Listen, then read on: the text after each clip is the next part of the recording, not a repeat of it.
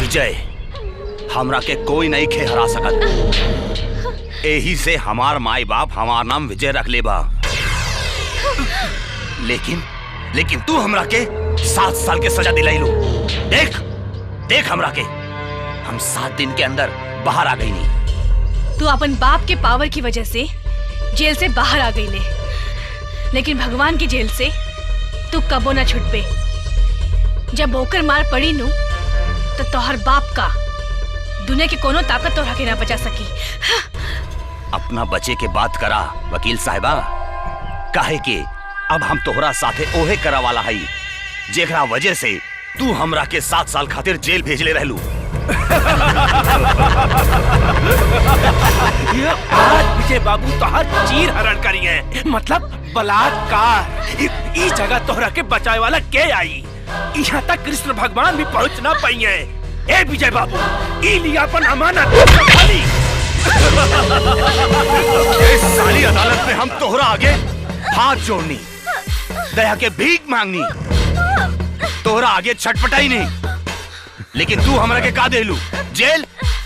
अब हम तोहरा के ऐसा दाद दे हम कि दुनिया की कोई भी धोबी तोहरा के धो ना सकी।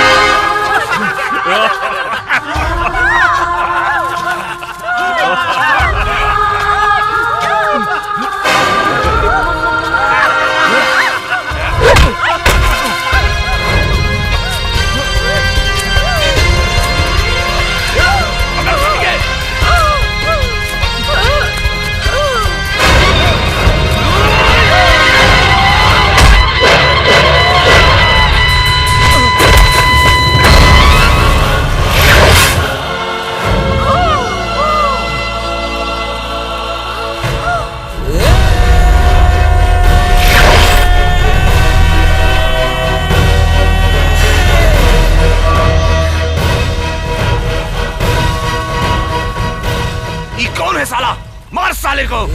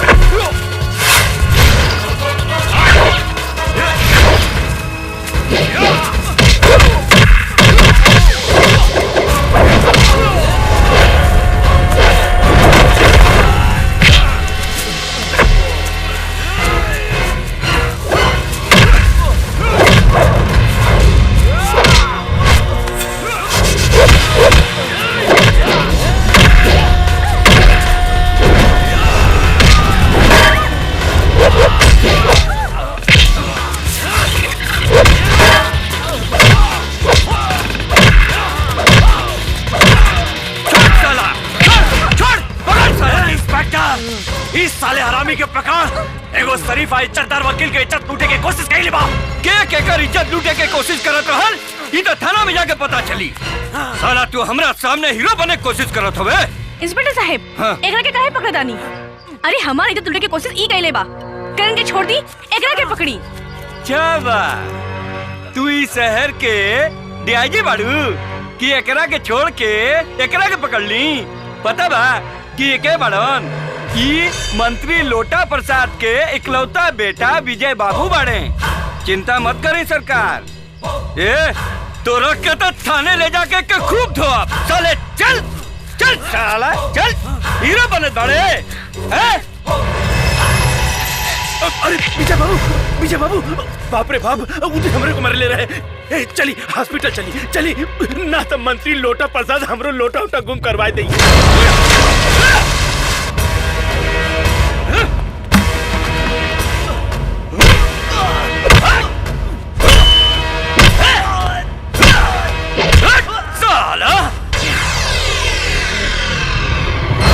साला हीरो बनत बाड़े रे। आँख घूर के का देखा तारे रे? साले तो आंख निकाल के गोली गोली खेल रहे हैं। आंख नीचे कर, आंख नीचे कर।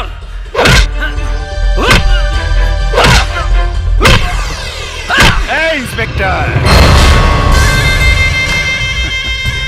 सरकार नमस्कार। नमस्कार सरकार, रउआ यहाँ आवे के कष्ट काहे कैनी हो? अरे कष्ट ना रे इंस्पेक्टर, कष्ट ना। हम तो ये देखे नहीं हा कि साला हमरा बेटा के ऊपर हाथ उठाए वाला कौन माटी के बनल बा। जे तरह हमार बेटा हॉस्पिटल में तड़प रहा बा, वही तरह इस साला के बयान से हम पागल खाना में तड़पत देखे के चाहता नहीं। पागल खाना में। चिंता मत करी सरकार, कल सुबह तक ले इस साला पागल खाने में ही होगी। हमार टीक के कसम, हम तोरा के माला माल कर दे। इस साला के पागल खाना भेज दे। चले। अरे वकील साहिबा नमस्कार। वकील साहिबा, राउर बॉयफ्रेंड अभी मरल नहीं के है, जिंदा बा। वो चिंता मत करी, एक मरला के बाद एक लाश उठावे के मैसेज अपने लगे पहुंच जाई। रउआ की लाज लागे के चाहिए। रउआ एगो मंत्री होके एगो मासूम जनता पे अत्याचार कर रहल बानी। अत्याचार? अरे अत्याचार तो हम पूरा देश पर कर रहल बानी मंत्री बन के वकील साहिबा जी। अरे वो साला के मासूम कहतानी, मासूम जनता है, एक नंबर के हरामी है इस साला। अरे हमरा बेटा पर हाथ उठैले बा, हमरा लोटा प्रसाद मंत्री के बेटा पर। जब हमरा बेटा के तरफ के आंख उठावेला नु तो साला के आंख फोड़ देवे। ई तो साला हमरा बेटा के मार मार के अस्पताल पहुंचेले बा। कसम टीक के मेम साहब, जब तक ले साला के हम शमशान घाट ना पहुंचाए तब तक ले हम चैन के सांस ना लें। एक नौबत ना आई मंत्री जी। अच्छा? काहे कि हम करण के जमानत के पेपर लेके आए। ओ, जमानत के पेपर? छोड़ दी करण के। अरे जमानत के ई का करता नहीं लोगा? जमानत जमानत जमानत।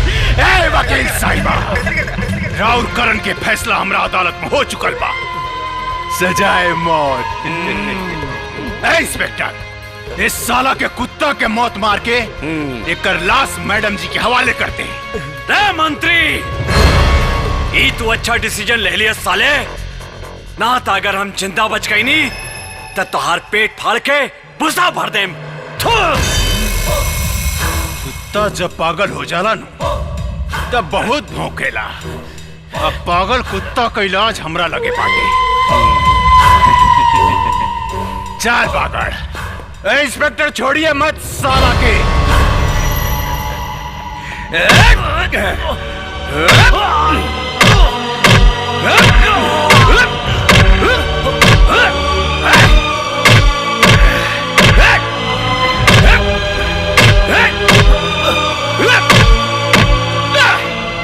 हम तो सोचत रहनी तो हमरा से प्यार ना करेलो,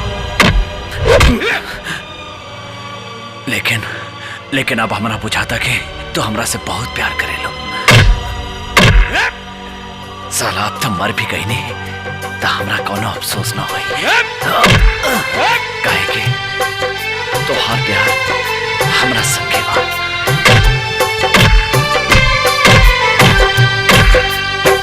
रस भरल उठवा तोहार रे गुरी, मनवा करेला चुमली। सुना जैसन देहिया तोहार हो, सुना जैसन देहिया तोहार रे गोरी, मनवा करेला चुमली रे गोरी, मनवा करेला चुमली।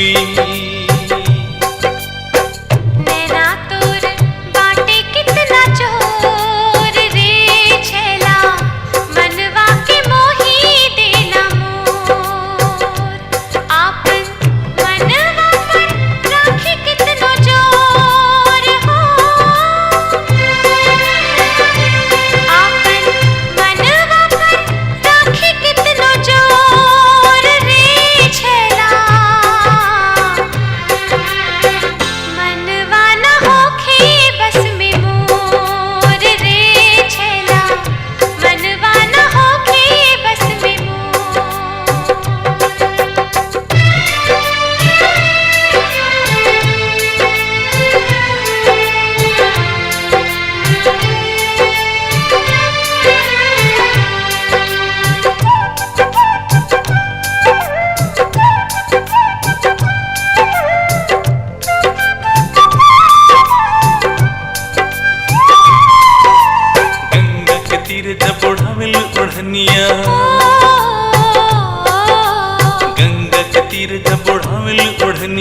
जिया रहिलोर मर देखी ई जवनिया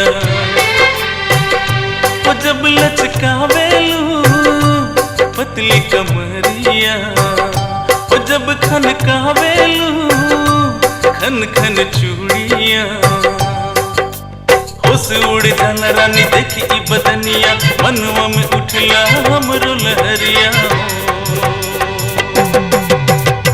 आव बहिया में थामली रे गोरी जियरा न लागे कहीं मोर रे गोरी जियरा न लागे कहीं मोर नैना तोर बाटे कितना चोर रे छेला मनवा के मोही देला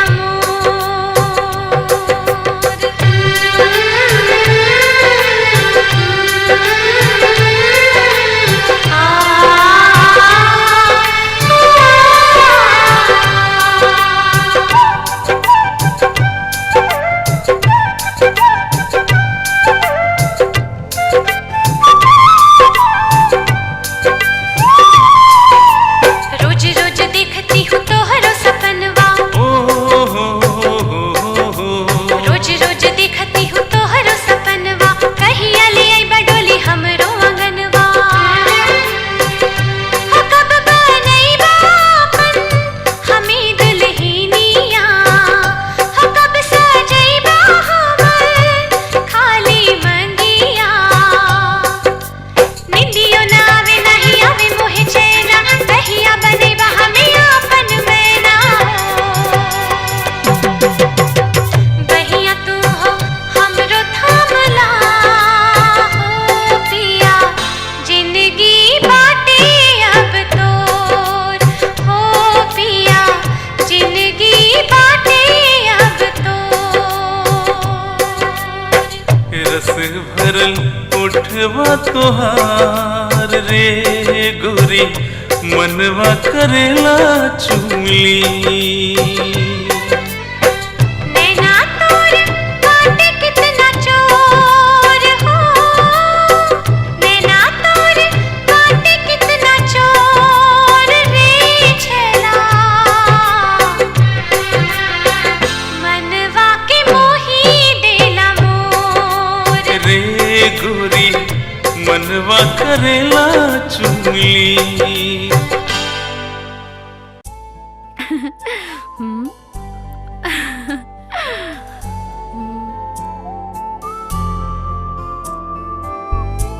प्रिया, एक बात कही, तू आज बहुत सेक्सी लागत पड़ो। चुप रहा। कसम से तोहरा जैसा सुंदर लड़की हम आज तक नहीं दिखले। झूठ मत बोला। फूल के खुशबू फूल के बताना होला। तू भी तो हैंडसम बाड़ा। Thank you. एक बात कहीं प्रिया, ऐसे ही हम कब तक चैटिंग करते रहे? एक दिन मिले का प्रोग्राम बनावा ना। सच कहीं अब तोहरा बिना हमार मन नहीं खिलागत। तोहार बिना तो हमार मन भी नहीं खिलागत। हाँ तो आज ही मिला ना हमरा से। ना, हम अकेले घर से बाहर नहीं निकल सकत। प्रिया प्लीज ऐसा मत बोला। अब अगर तोहरा से हमार भेंट ना भइल ना तो हम मर जाइब। हाँ प्रिया, हम मर जाइब।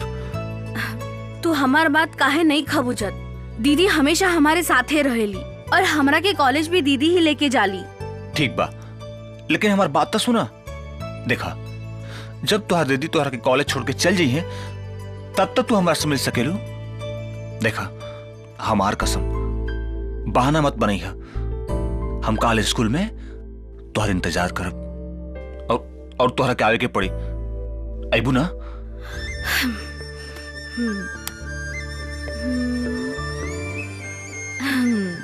यस।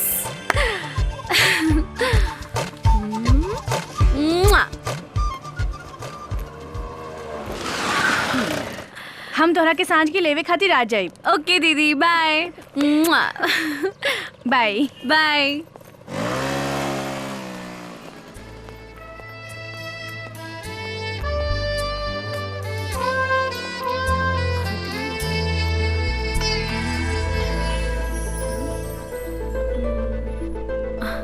आदि? हाय आदि।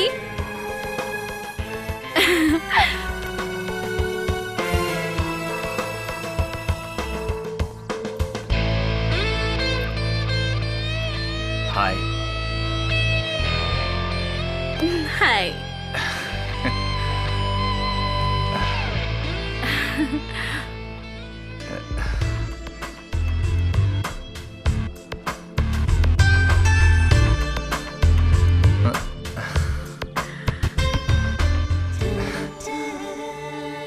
अरे का देखा तारा? सचमुच आज ऐसा बुझाता कि स्वर्ग से कोनो परी जमीन पर उतर के हमरा सामने खड़ा हो गई बिया। एक बात कही, तू तो फोटो से भी ज्यादा खूबसूरत लागत बाड़ो। ए, कुछ बोलत काहे नहीं खू? हमरा लाज लगता। प्रिया, अब हमने के दो जिस्म एक जान हो गई बनी जा। सचमुच प्रिया, अब तोरा बिना हम एक पल भी नहीं जी सकत।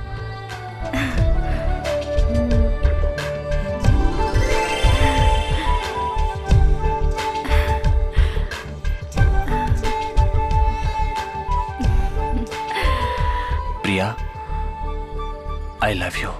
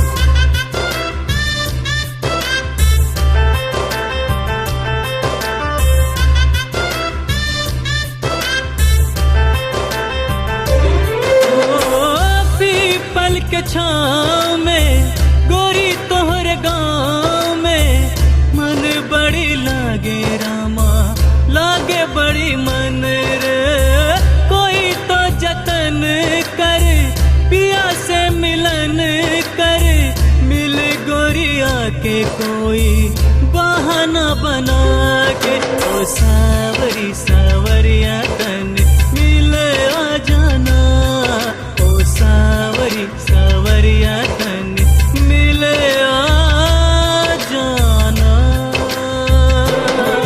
दिल हो गई दीवाना तोरे प्यार में ओ जाना, प्यार में ओ जाना, तोरे प्यार में जाना।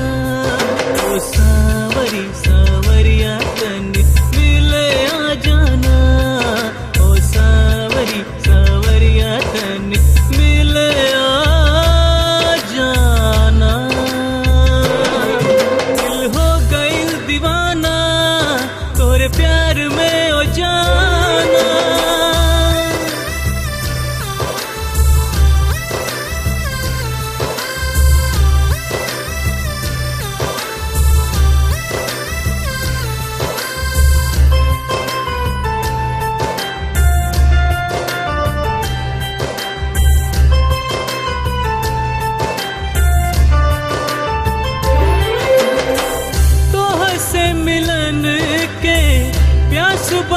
दिल के डर नइखे देखा गोरी मिला हमसे खोल के प्यार के रंग में रंग जा तू ऐसे मेरा दीवानी जैसे मोहन के रंग के दिल हो गई दीवाना तोरे प्यार में हो जाना प्यार में हो जाना तोरे प्यार में जाना प्यार में हो जाना तोरे प्यार में जाना ओ सावरी सावरिया तन मिले आ जाना ओ सावरी सावरिया तन मिले आ जाना। रानी तू अकेले आवतारू? प्रिया कहाँ बिया? प्रिया अभी तक ना आइल? ई बात तू हमरा से पूछे तारू? हमेशा तो तू ओकरा के साथे लेके आवेलू। माई हम कॉलेज लेट से पहुंचनी तब प्रिया के कोनो अता पता ना रहे तो हम सोचनी कि वो घर आ गई हो की 6 बज गई कहाँ गई हो की हम ओके फोन। दीदी प्रिया तू कहाँ रहलू अब तक? सॉरी दीदी, हम अपन सहेली के घरे चल गए रहनी। कम से कम तोहरा फोन तो उठावे के चाहिए, तोहर मोबाइल बिना लागत रहे। तोहरा के ई नहीं के समझ में आवत कि तू लइका ना लइकी हऊ। समय से आवे की चाहिए तोहरा। तोहरा अगर कुछ हो गइल तो हमने के का होई? माई हो गई। देख प्रिया आज के बाद ऐसी गलती ना होके के चाहिए।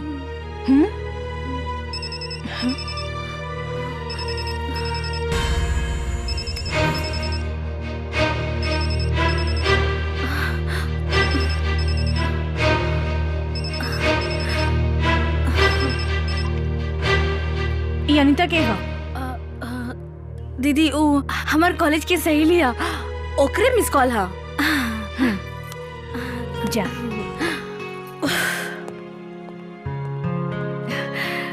माई तू चाय पिया, हम फ्रेश होके आवतानी।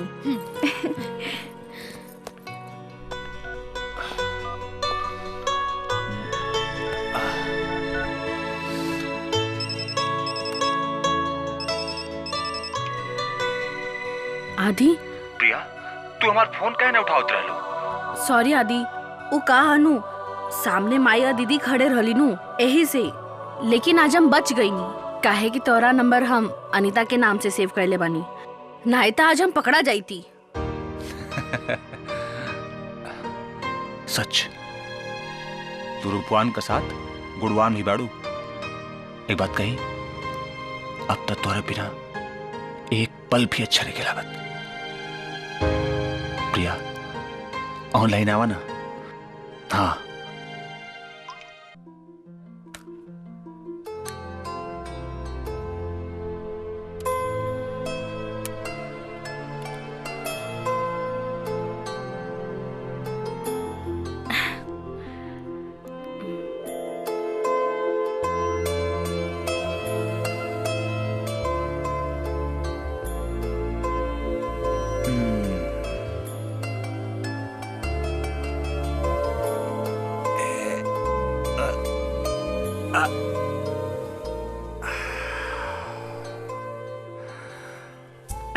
अरे तू अपन कपड़ा काहे खोलतारा?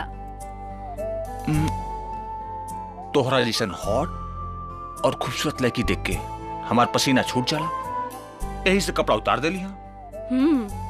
तोहार बॉडी बड़ा खूबसूरत बा। सच?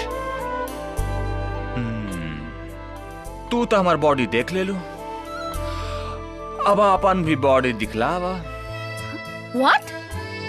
अरे जब हम कपड़ा खोल सकत नहीं तो तू काहे नहीं खोल सकत? हमरा लाज लगता। लाज? अरे हमरा आगे कैसन लाज? देखा यहाँ सिर्फ हम बड़े और तू बड़ो। एक बार कपड़ा उतार के दिखावा ना प्लीज। देखा तोरा के ड्राई का भी जरूरत नहीं खे। का हम लैपटॉप के अंदर घुस का सकीला का? ना ना एक बार खोल के दिखावा ना। ना हम ऐसा ना करब। ओहो हम समझ गेली, तू हमरा से सच्चा प्यार ना करेलू। काहे? काहे काहे कि तू हमारी एक भी बात नहीं खू मानत। अगर देखा तू हमारा से सच्चा प्यार करत पड़ू तो हमार कसम एक बार कपड़ा खोल के दिखावा। ठीक बा, लेकिन हम पूरा कपड़ा ना खोलब। ठीक बा, तो हर जितना मन बा उतना खोल के दिखावा।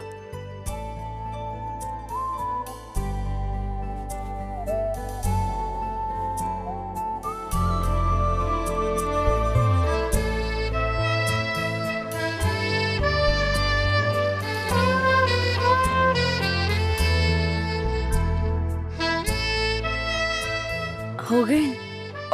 ना प्लीज थोड़ा और।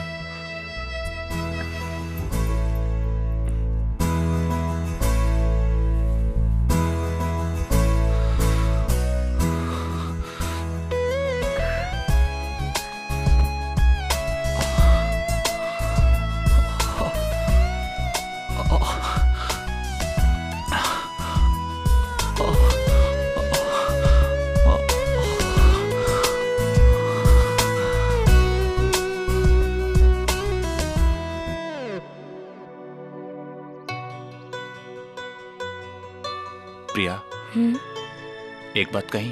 बोला ना। अब तोहरा बिना हम नहीं जी सकत। चल हमन के ब्याह कर ले जाओ।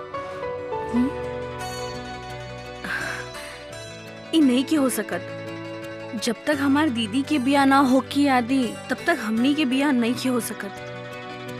पता ना कब तुहार दीदी का ब्याह हुई, और तुहार दीदी का ब्याह ना हुई तो का हमनी का कुआरे रह ऑप्शन। त का करी? तो चला हमनी के भाग चल जाओ। मतलब हमनी का यहाँ से कहीं दूर भाग चल जाओ, जहां हम होखम तू होकबू, और एक प्यारा सा छोटा सा हमनी का घर होके। ऐसा नहीं की हो सकत आदि। अगर ऐसा नहीं हो सकत तो हम यहाँ खाई में कूद के अपन जान दे दे। आदि, बच्चा जैसे बात मत कर। तू जाना तारा कि हम अपन दीदी अमाई के नहीं ही छोड़ सकत। ओहो, तब समझ में आइल कि तू हमरा से ज्यादा अपन माई और दीदी से प्यार करेला। लेकिन हम कुछ नहीं जानत। आज रात 12 बजे घर के बाहर तोहरा हम इंतजार करब। आदि, प्रिया, हम तोरा से बहुत प्यार करेला, बहुत प्यार। और हम तोरा कितना प्यार करब कि तू अपन माई और दीदी का प्यार भुला जाइबू। हाँ प्रिया, आई love you, I love you Priya. देखा, हम जाता नहीं, लेकिन हाँ रात वाला बात याद रखिए। और अगर तू ना आयलू तो सवेरे तो हर घर का सामने हमार लाश मिली।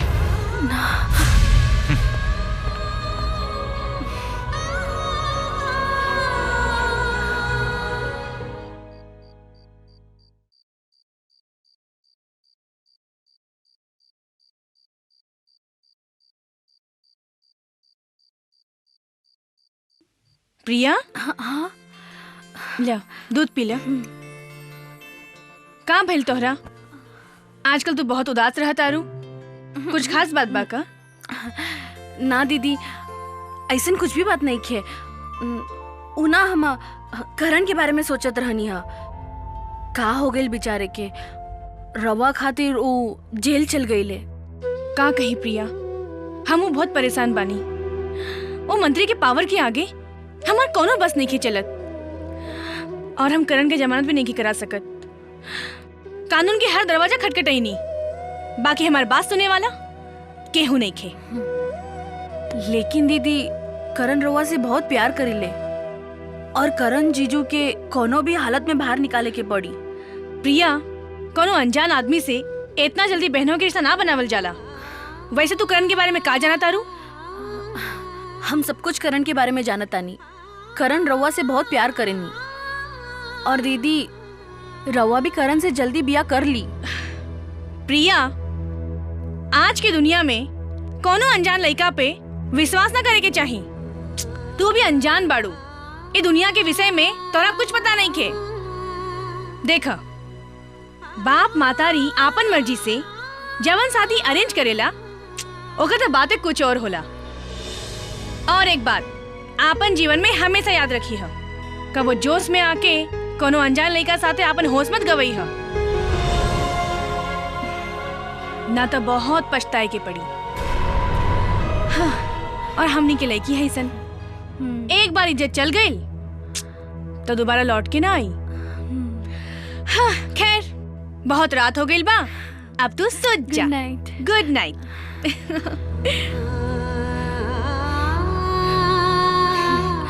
अब का करी, कुछ समझ में नहीं ख्यावत।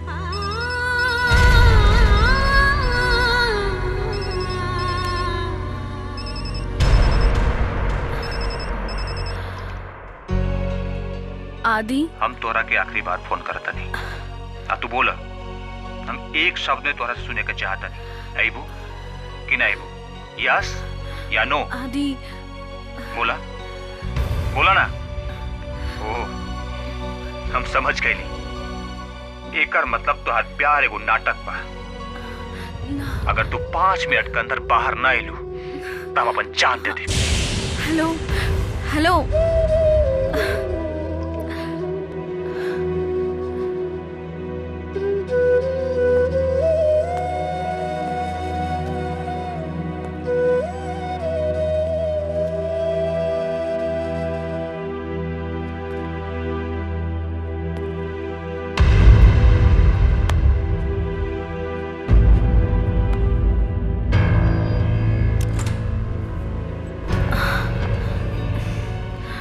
आदि, प्रिया, आई लव यू प्रिया।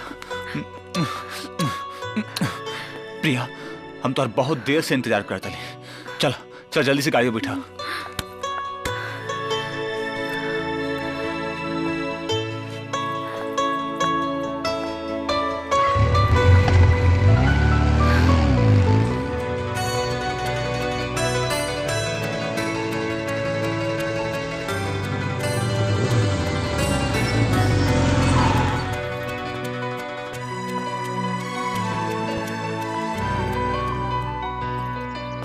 अरे आदि, का हो?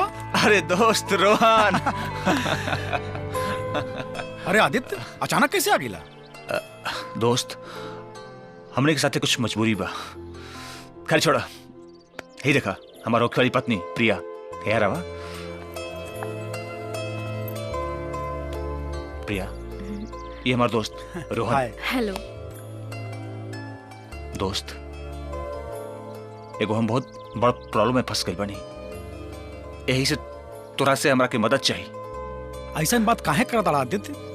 हम तुम्हार दोस्त हैं। अगर तू जब कहबा हम तोहरा लिए अपन जान दे सकता नहीं। दोस्त, जान देवे का कोनो जरूरत नहीं की, बस 1-2 दिन खातिर तोहरे घर में हमनी के रहे खातिर जगह चाहिए। 1-2 दिन लगा? अगर तू कहबा तो जिंदगी भर ला अपन घर तोहरा के दे सकता नहीं। तोहने सबन दूर से आइल बाड़ा, जाके फ्रेश हो जा। थैंक यू दोस्त। जा जा, रूम खुला बा। प्रिया चला। जा जा। Thank you. आदि, हमरा कुछ समझ में नहीं क्या आवत। देखा प्रिया, तू चिंता मत करा, बस हमने का आज भर यहाँ रह के, ओकरे बाद हम अपन मम्मी पापा के बुला के तोरा से शादी कर ले। ओके? अब ठीक बा, चला।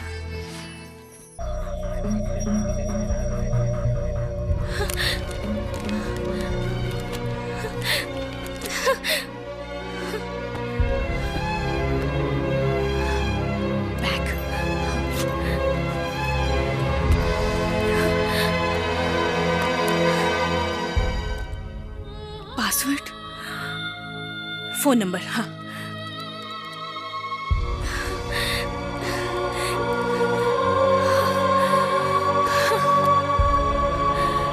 अब क्या करी? प्रिया,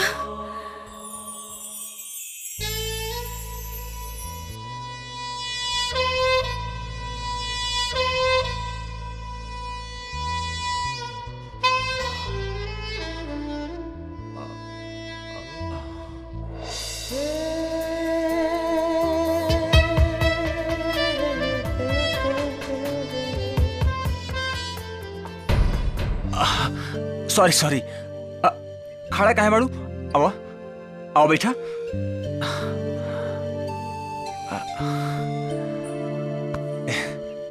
एक मिनट।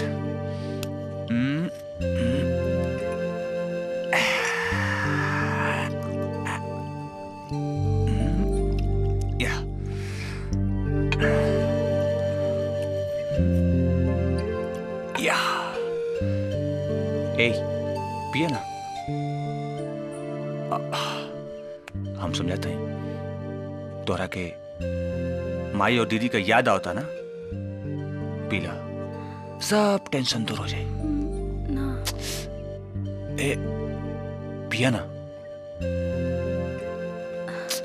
प्लीज, कुछ ना हुई, पीला पीला।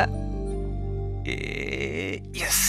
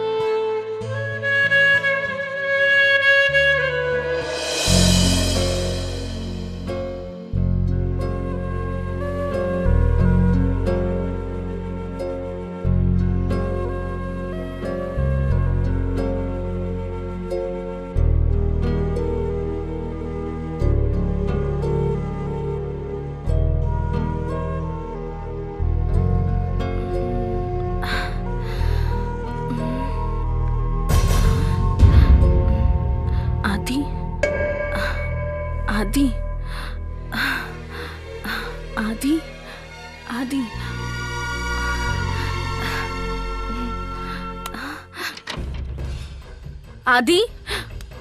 आदि आदि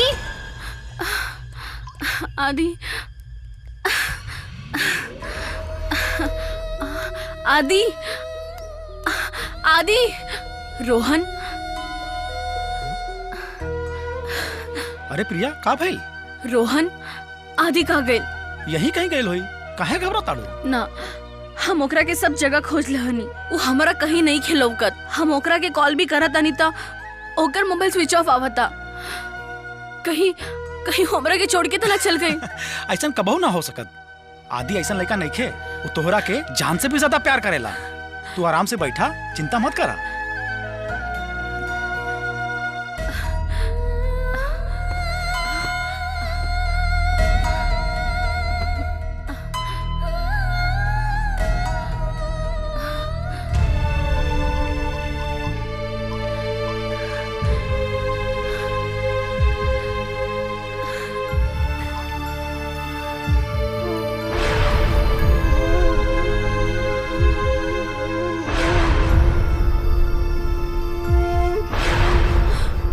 ओह माय गॉड, कहीं आदि हमरा के छोड़ के तो ना भाग गए ना। ऐसा कभी नहीं की हो सकत। आदि हमरा के धोखा कभी नहीं की दे सकत ना। आपन जीवन में हमेशा याद रखी हम, कब वो जोश में आके कोनो अनजान लड़का साथे आपन होश मत गवई हम, ना तो बहुत पछताए के पड़ी। ना, अगर आदि हमरा के धोखा दे दिलस तो हम इस समाज में केहू के मुंह दिखाए के लायक नहीं रहब। अब हम दीदी और माई के सामने कैसे जाए? हम दीदी और माई के सामने नहीं के जा सकत, नहीं के जा सकत।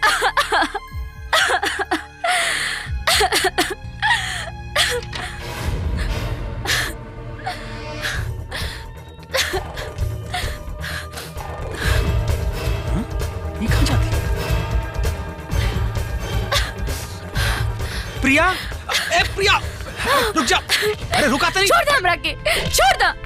ई का करता रू? आत्महत्या करे जाता रू? हाँ, हम आत्महत्या करे जाते नहीं। आधी हमरा के धोखा दिला सा, अब हमरा सामने मरे के सिवा कोनो रास्ता नहीं के। छोड़ दे हमरा के। उस दिन लेखा बात मत करा। अगर वो तोहरा के धोखा देलस तो जिंदगी वही जा खत्म ना हो जाला। आगे भी तोहरा जिंदगी है, तू सोच ला। आत्महत्या कायर करेला, कायर। हाँ प्रिया, आत्महत्या कायर करेला। तो हम का करी? अब तो हम अपन माई और दीदी के भी मुंह दिखावे के लायक ना रह गई। अगर तू चाहत बाड़ू, हम तो हर जिंदगी के सफर में हम तो हर साथ दे सकता नहीं।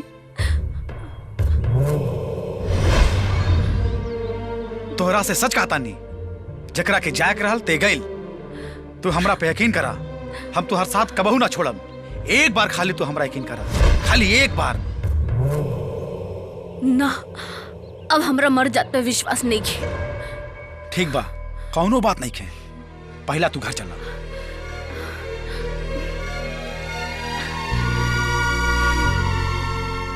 सोचला के कौनो मतलब नहीं है। चला घर चला, चला। अरे चला।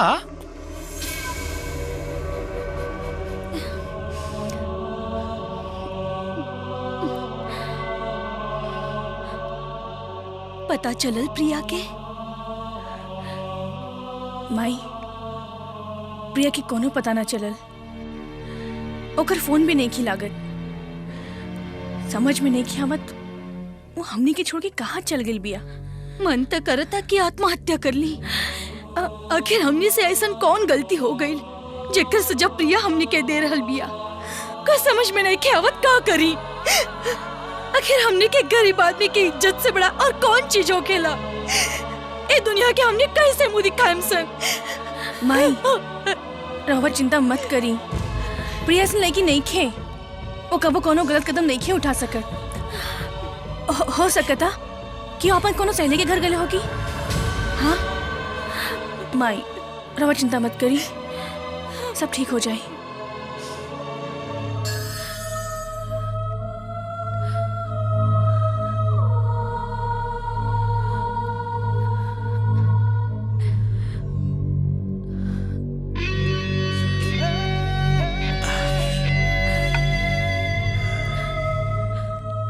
तू चिंता काहे करता डू? अगर आदित्य तोहरा के धोखा देलस है तो कौनो बात नहीं है। अगर तू कहबू तो हम तोहरा साथे बियाह करे के तैयार बानी।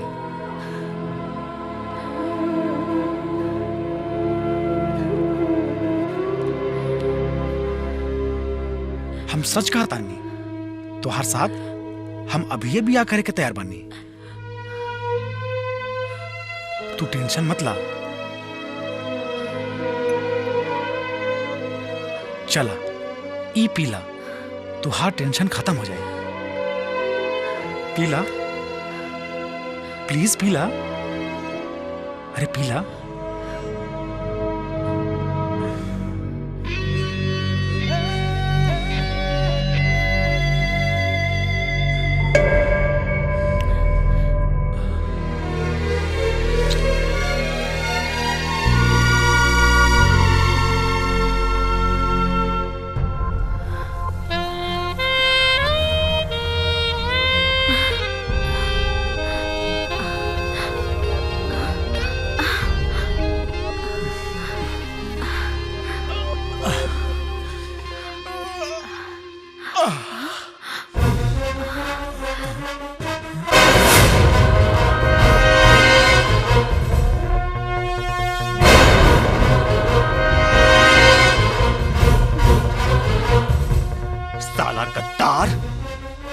तू अपन दोस्त गर्लफ्रेंड के बिना छोड़ ले? छी, तू तो दोस्ती के नाम पर कलंक पड़े, कलंक। और तू हमरा से तुहार शरीर का प्यास ना बुझल, तेगो गैर मर्द के साथे रंगरेलिया मनावे लगलू।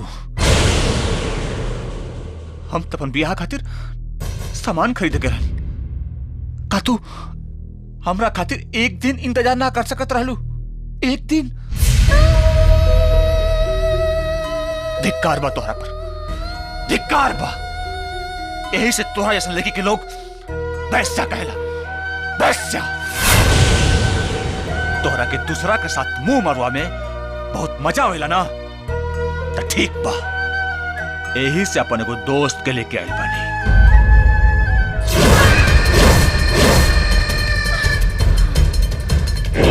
सॉरी बेबी, हमार नाम विजय है, विजय। जाना तारू, कभी भी केहू के सामने हारल नहीं की, यही से हमार बाप महतारी हमार नाम विजय रख लेबा। तोहरा के एगो प्राइवेट बात बता देता नहीं, हमनी के तीनों जने दोस्त है सन।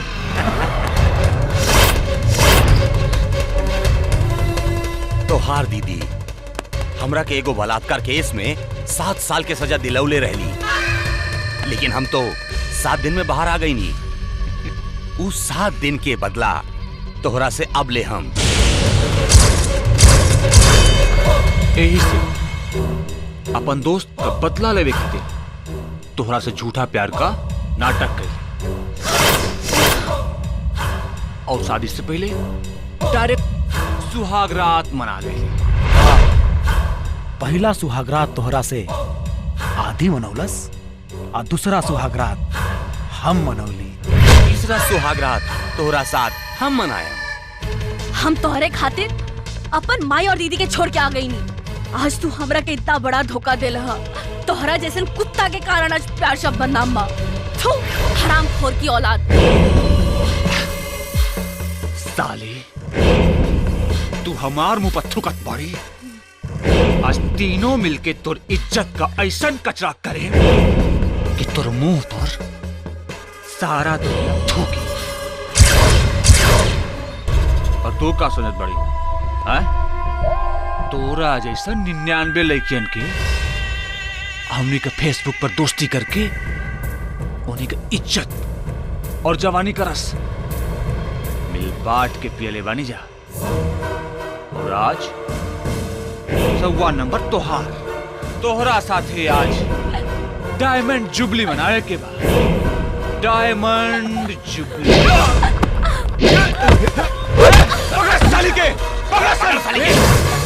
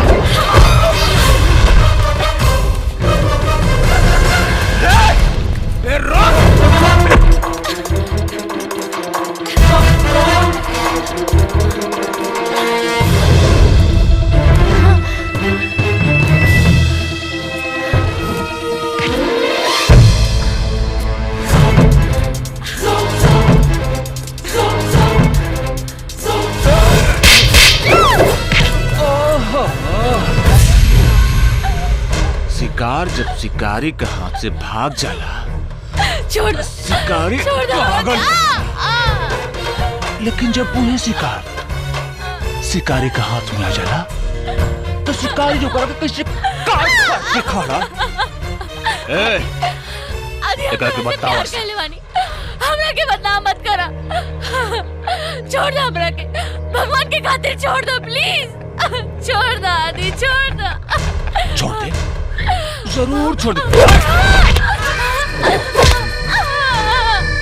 हमरो तोहरा से बहुत प्यार हो गइल बा। आज तोहरा साथे तीनों आदमी इतना प्यार करेम कि हमनी से ज्यादा तोहरा से केहू प्यार ना करी।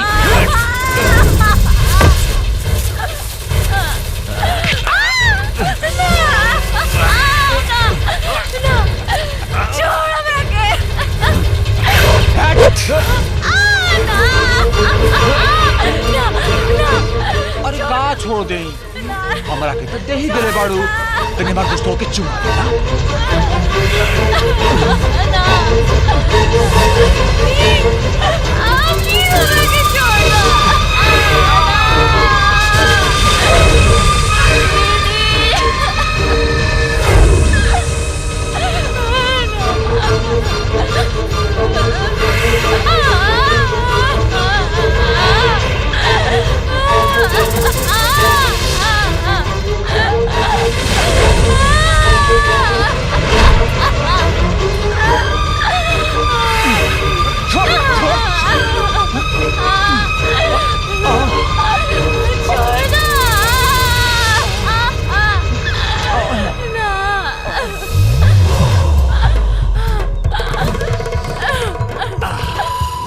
निचाट प्रेस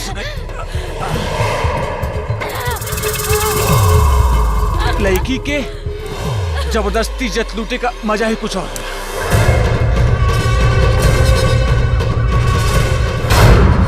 झातिया मर गई।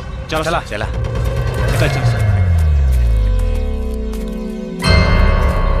पटना शहर से 30 किलोमीटर दूर पिपरा गांव के नदी के किनारे 17 साल की एक लड़की को बेहोश अवस्था में पाया गया है। पुलिस अधिकारियों का कहना है कि लड़की के साथ बेरहमी से बलात्कार करके फेंक दिया गया है। प्रिया? उसे पटना हॉस्पिटल में एडमिट किया गया है।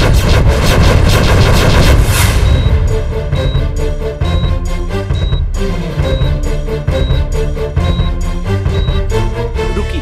प्रिया हमार बहन बाड़ी और हम वकील रानी शर्मा है। हमरा के जाए दो। ठीक बजाई। मैं आवा। हाँ, चल प्रिया प्रिया प्रिया प्रिया खोले प्रिया। डॉक्टर साहब प्रिया खोले प्रिया बेटा प्रिया प्रिया। हिम्मत रखिए। डॉक्टर साहब हमार बहन की कंडीशन कैसे बा? अभी कुछ नहीं कहा जा सकता है। इसके साथ जबरदस्ती रेप हुआ है। जब तक इसको होश नहीं आ जाता कुछ नहीं कहा जा सकता। आप लोग शांति से रहिए प्लीज। प्रिया प्रिया प्रिया खोले प्रिया। मैं देखा ना प्रिया प्रिया बेटा प्रिया प्रिया खोले प्रिया प्रिया।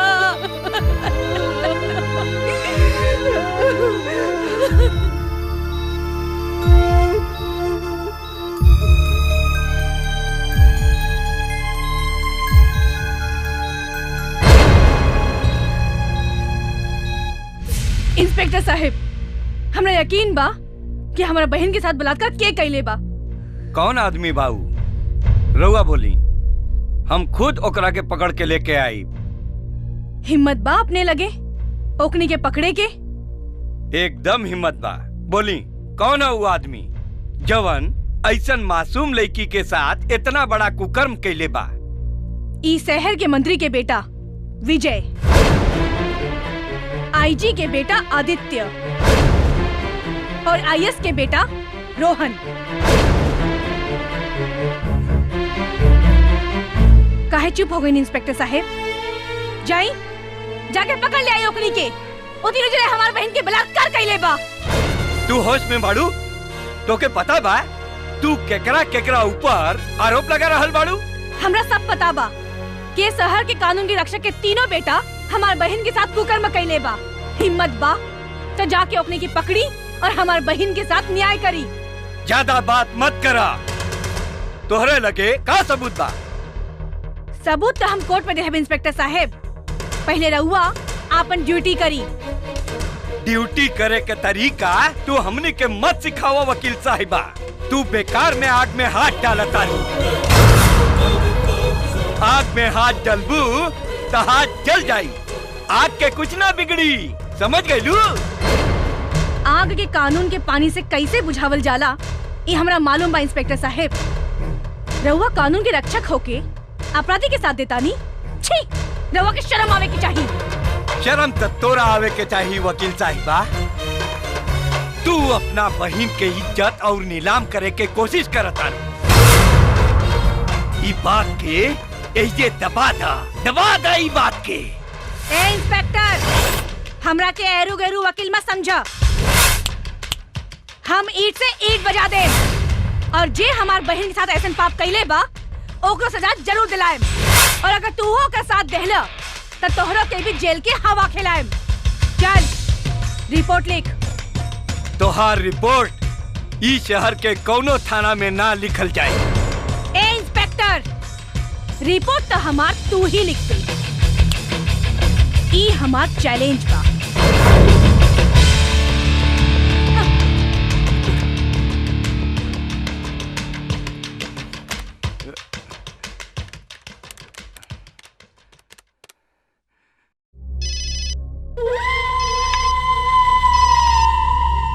साला दरोगा के कोनो कामे नहीं के। बोल पीके, का कष्ट हो गई? सरकार, अनर्थ हो गई। एगो बलात्कार केस में विजय बाबू, रोहन बाबू और आदित्य बाबू के ऊपर एफआईआर दर्ज करे के खातिर वकील रानी हमनी के ऊपर दबाव डाला तनी। का? लेकिन सरकार, हम ओकरा के बहुत समझैनी हा, उ माने के तैयारे नहीं की होकर। 1 मिनट होल्ड कर। विजय, इंस्पेक्टर का बोला था? कौन लड़की के साथ बलात्कार के लिए तू? ना बाबूजी, वो थोड़ा सा एंजॉय कहीं नहीं बाबूजी। बेवकूफ कहीं का। अरे जवान बढ़ी, गलती सही होत रहेला। जब बलात्कार कैली तो ओकरा जिंदा छोड़ला का जरूरत रहे? ओकरा के मार के फेंक देती। हमने के तो ओकरा के मरल समझ के छोड़ देनी बाबूजी, लेकिन वो कोनो बात नहीं के। चुप रहा, कोनो बात नहीं के। अरे इंस्पेक्टर जी सरकार। अरे ये हमार बेटा हा, बलात्कार के लगता का होगा? ओकरा के 2-4 लाख दे को मुंह बंद करा दे। ना सरकार, ऊ कौनो ऐरू गैरू लड़की नहीं खे। इस शहर के सबसे बड़ा वकील बिया। वो हमरा के चैलेंज देके गइल बिया। ए साला इंस्पेक्टर, वो वकील नु बिया, बाग नेखे नु कोनो जंगल के जे हमरा बेटा के हमरा खा जाई। हैं? तोरा से कुछ ना हो। पैसा में बहुत दम बा। हम देखा तानी वो हमार बेटा के का उखाड़ लेतिया।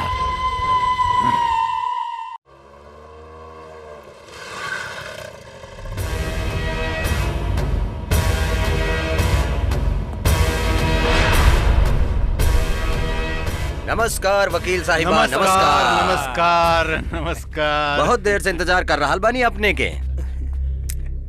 बागड़ चेक बुक देता। वकील साहिबा, ये ब्लैंक चेक है। इमे रउआ जितना पैसा चाहिए भर ली कि राउर 7 पुस्तक बैठ के खाए। लेकिन हमनी गरीब आदमी के बेटा के छोड़ दी। पैसा के खातिर तोहनी अपन बहिन मातारी देश ईमान के बेच सकत आरो, बाकी हम अपन इज्जत नहीं की बेच सकत।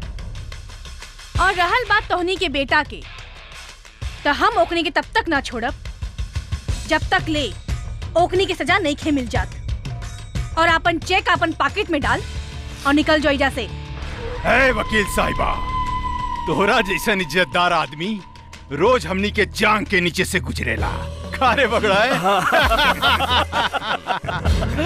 1 मिनट में तहारी इज्जत के चिथड़ा उड़ा दे। तू हमनी के नहीं खुची न। हमनी से टकराए के अंजाम बहुत बुरा होगी, बहुत बुरा। तोहनी के धमकी से ई सारा शहर डरा जाई, लेकिन रानी ना। ए बॉबी, तोहरा ता हमनी से डराए के ही पड़ी। काहे कि इस शहर के कानून के जे नदी जे हा ऊ हमनी के घर के आगे से बहेला। और यहाँ की जो पुलिस हानू ऊ हमनी के मुट्ठी में रहेला। और यहाँ के प्रशासन हमनी के पॉकेट में। ऐसे तोहरा बिना डरेले काम ना चलिए रानी। एगो लड़के पे का दादागिरी दिखावत रे। आपन औलाद के तो संभाल नहीं के सकत, जे पूरा शहर के लड़की की इज्जत के साथ खेल रहल बा। तो शहर के पूरा कानून तोहनी के मुट्ठी में का होगी। अरे उम्र के कसूर बा वकील साहिबा, उम्र के कसूर। नौजवान लड़का बड़ा सन, आज जवानी में तक गलती सलती होइए जाला। अरे भाई, हम तोहरा के जितना पैसा दे रहल बानी उतना पैसा में तो तू अतार मतारी अतार बहिन जीवन भर कोठा पर नचबू गईबू ठुमुक ठुमुक करबू, तब वो इतना पैसा नहीं खू कमा सकते मैडम। रे भड़वा, एकर मतलब ई कि तू अपन बहिन मातारी बेटी के 100 आदमी के साथे सुता के ई पैसा लेके आइल बाड़े। तो एक बात कान खोल के सुन ले, ई भड़वागिरी के पैसा से तू हमनी के इज्जत और ईमान नहीं के खरीद सकत, बुझला? ए वकील, हमने क्या तो भड़ुआ कह ली? हाँ, अब देख तू भड़ुआ के कमाल। तोहरा और तोहरा बहन के हमनी के दलाली करेम सन। आज दिन में 100 गो ना 1000 आदमी के साथे सुताई। और तोहार बहन जे तरे हॉस्पिटल में छटपटा दिया नु, वही तरे तू हमनी के चारों के चंगुल में छटपटाई पे। शांति शांति भाई, शांति बागड़। कलेक्टर साहब शांति। अरे बेचारी के बहन के इज्जत के वाट लागल बा हो, तही तक ही सेवे करी। एकर बहन जिंदगी और मौत के बीच छटपटा रहल बिया, तो एकर तक खीस लहरबे करी। लेकिन हमरा मालूम बा ई बहुत समझदार वकील बिया, ऐसन कोनो काम ना करी जैसे हमनी के इज्जत के वाट लागी। है वकील साहिबा, हम जाते जाते वो तोहरा के मशवरा देके जाता कि हम कोनो ऊ लोटाना है जेकरा के लोग खेत में लेके जाला आ धोए के काम करे। अरे हम मंत्री लोटा प्रसाद जेकरा नाम से सारा पार्लियामेंट ही लेला।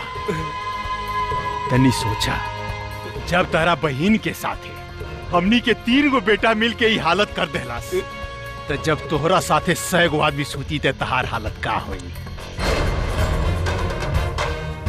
चला तानी, सोच समझ के कोनो कदम उठैया, ना तो बहुत पछताए के पड़ी।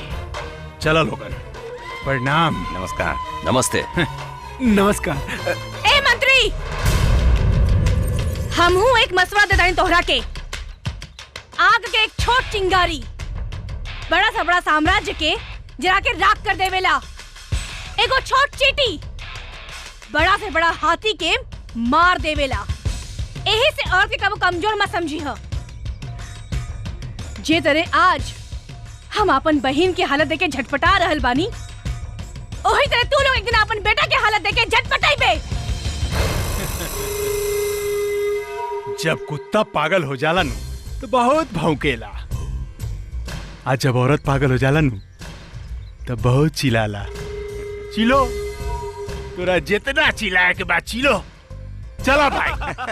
कुत्ता भौंके 1000, हाथी चले बाजार। कुत्ता भौंके 1000, हाथी चले बाजार।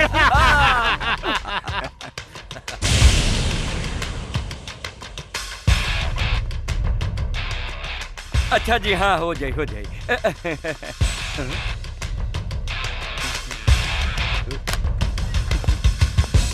इंस्पेक्टर साहब, हमारे प्रश्न के जवाब दी कि रहुआ कानून के रक्षक हैं के भक्षक? जवाब दी, बोली ना। सरकार रहुआ के ड्यूटी करे के पैसा देवेला या दलाली करे के? राव जिम्मेवारी का है? बोली, जवाब दी। राव ड्यूटी का है? बोली ना। अब अपने के प्रश्न के का जवाब दिया? ये तो सारा देश जानेला। हमनी के जनता के सेवक हैं, जनता के रक्षक हैं।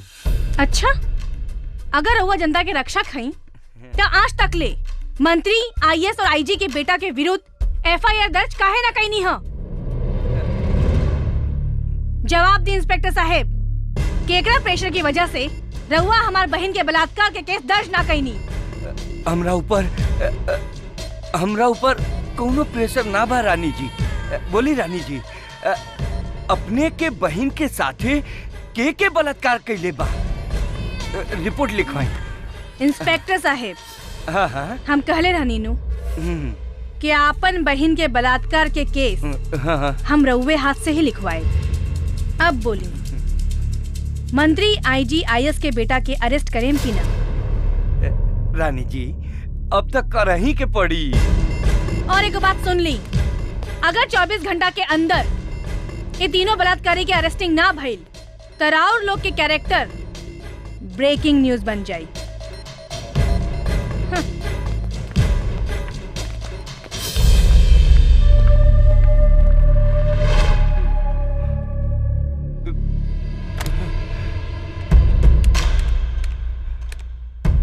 ये तो रोका, तू कहाँ बड़े?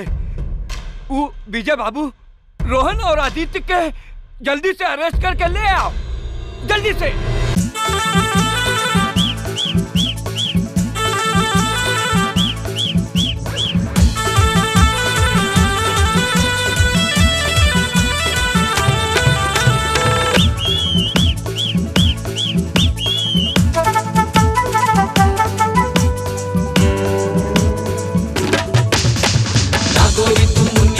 ना तू बाड़ू सीला तबो काहे बाटे गोरी तहर कलेक्टर ढीला ढीला ना गोरी तू मुन्नी बाड़ू ना तू बाड़ू सीला तबो काहे बाटे गोरी तहर कलेक्टर ढीला अब सट जा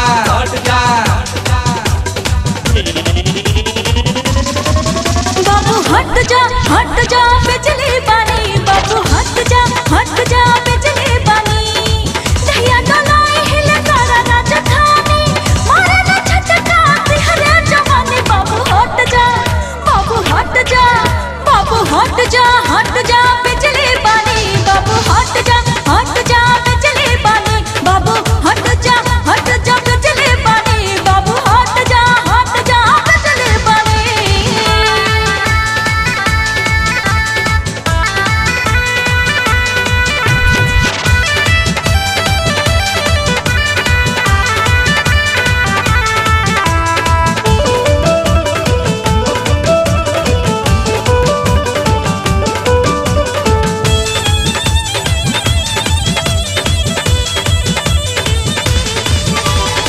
छपरा के छेना हमर छुएला चोले बोले हम तनिका चलावेला गोली ए छपरा के छेना हमर छुएला चोले बोले हम तनिका चलावेला गोली कहे जे खाता पकोरा जवानी लागे के परदा के राटे तने बाबू हट जा बिजली पानी बाबू हट जा बिजली पानी बाबू हट जा बिजली पानी बाबू हट जा बिजली पानी।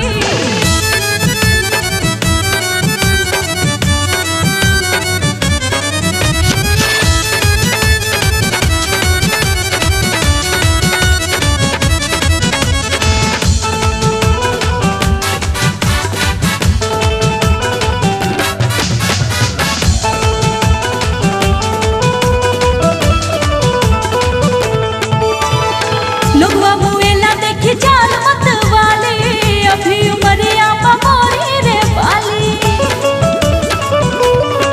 आय हाय लोगवा मुएला देखी जान मत वाले अभी उमरिया मोरी रे वाली सुंदर बदनिया में भरल बा पानी गड़े हो झंडा तो मने बाबू हट जा बिजली पानी बाबू हट जा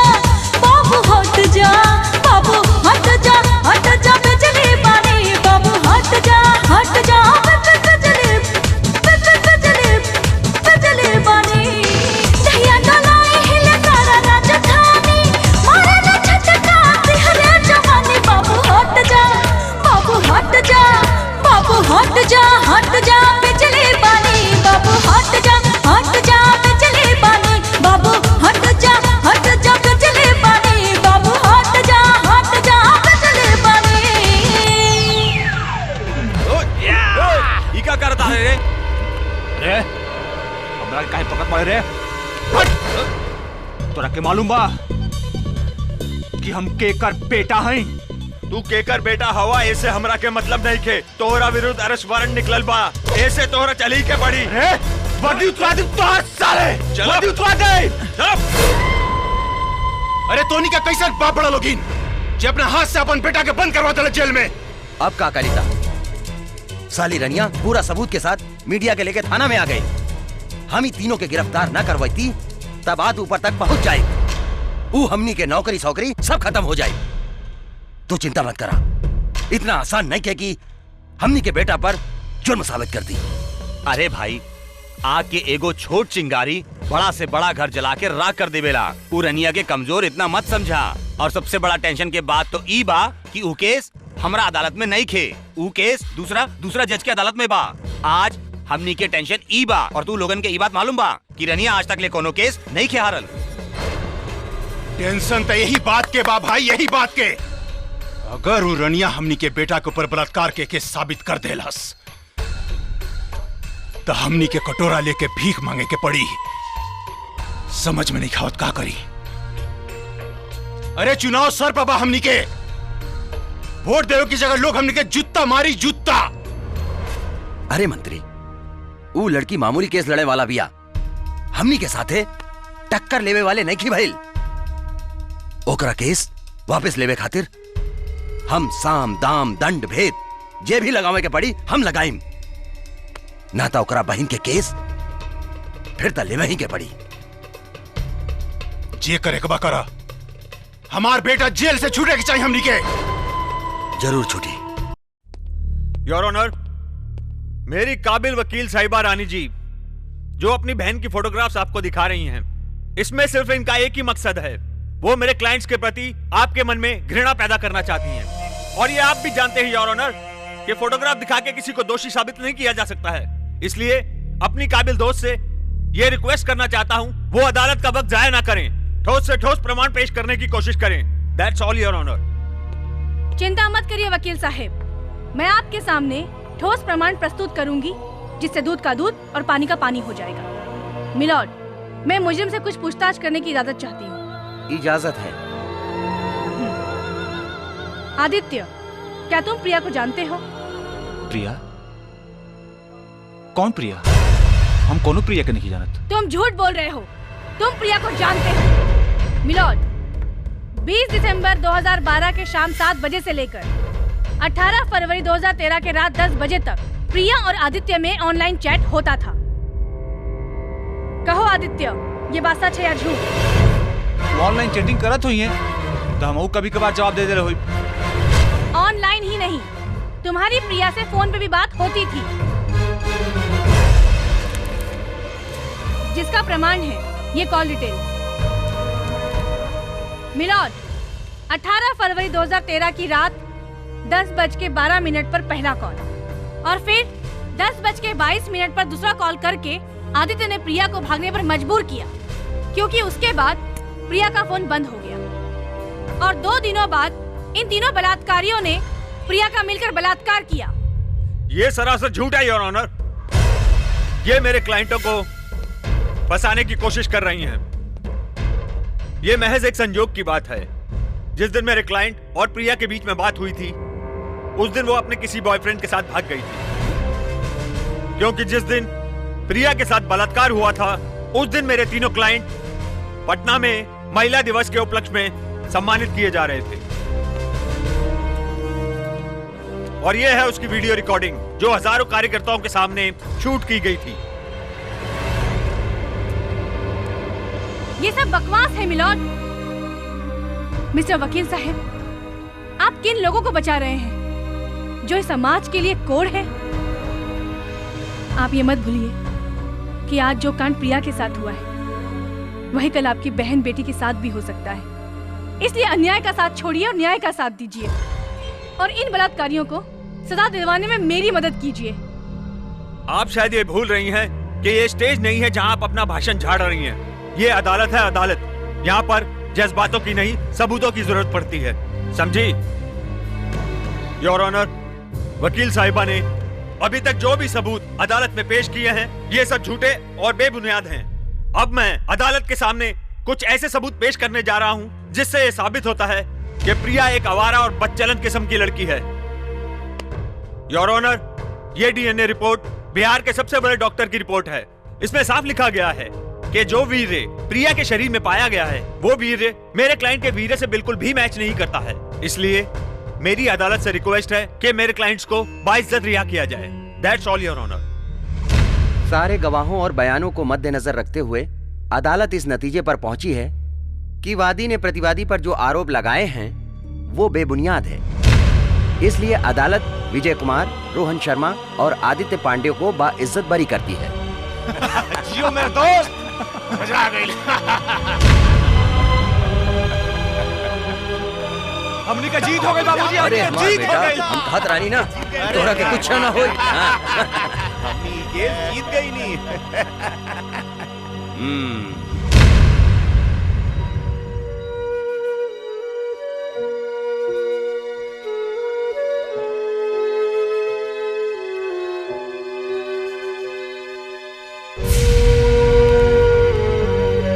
I'm sorry, she is no more. Priya ए प्रिया प्रिया खोल प्रिया खोल प्रिया प्रिया प्रिया प्रिया प्रिया प्रिया प्रिया प्रिया प्रिया प्रिया हमार बहन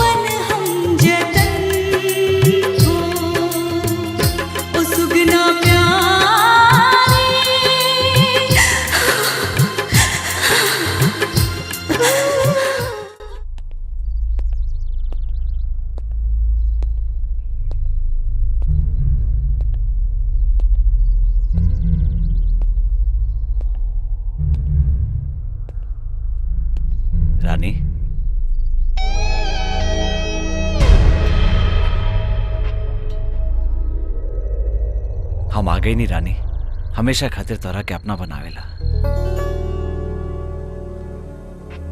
तू अपने जान से भी ज्यादा हमरा से प्यार करेलो, ये हमरा मालूम बा। काहे कि तू हमरा के जेल से छुड़ावे के बहुत कोशिश कैलो, लेकिन वो साला लोटा प्रसाद है ना, ओकरा वजह से हम ना छूट पाऊनी। हम जितना दिन जेल में रहनी तो उतना दिन हमरा के याद करत रहलो, ये बात तो हर चेहरा बता रहल बा।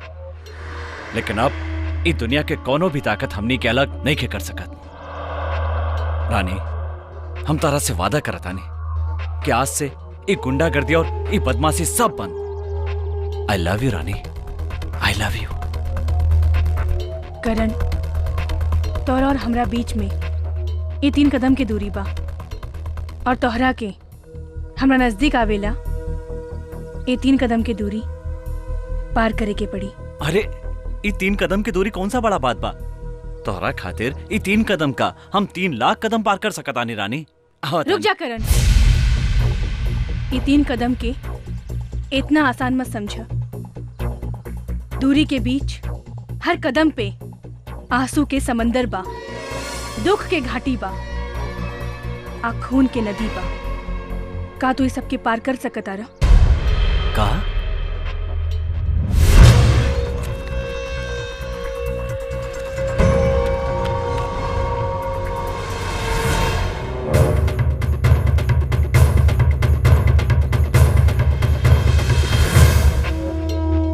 तो हर कदम के बीच में ये 3 गो फोटो बा। ये तीनों जने के तोहरा जिंदा हमरा हवाले करे के पड़ी। और जवन दिन तू एक एक आदमी के हमरा हवाले कर देबा, ओ दिन हमनी के बीच के दूरी खत्म हो जाए। अरे हमरा रहते हुए ये तीनों के तोहरा का जरूरत बा? ये तीनों जने के बराबर तो हम अकेले बानी। बस एक बार करेजा से लगाला। तोहरा हमरा करेजा से सटावेला ये दूरी पार करे के ही पड़ी, और ये तीनों जने के हमरा हवाले करे के पड़ी। और जवन दिन तू इन तीनों के हमरा हवाले कर देबा, वो दिन से हम तोहार हो जाए।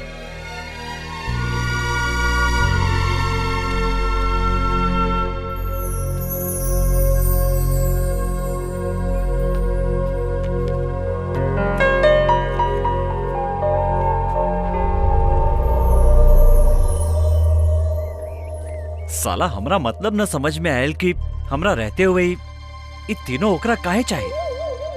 लेकिन जे भी होके थैंक यू यार, आज तोहने के वजह से हमरा रानी के नजदीक आवे के मौका मिलल बा।